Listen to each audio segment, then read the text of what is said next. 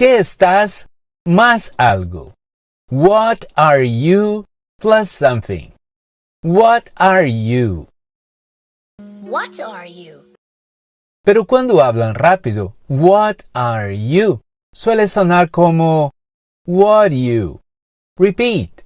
What you. ¿Qué estás haciendo? What are you doing? What are you doing? What are you doing? What are you doing?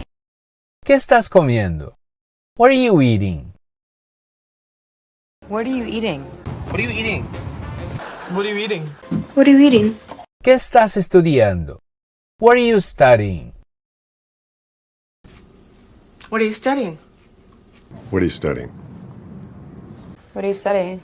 Y si quieres decir en inglés, ¿qué estás diciendo? Recuerda que el verbo decir en inglés es say.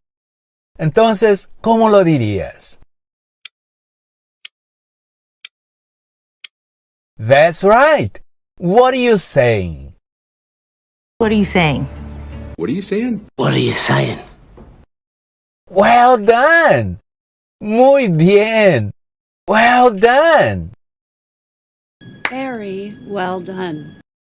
Si te gustó este video y quieres aprender más con ejemplos reales, ven a conocer nuestro canal. Te enseñamos inglés como realmente se habla. Thanks for watching. Bye.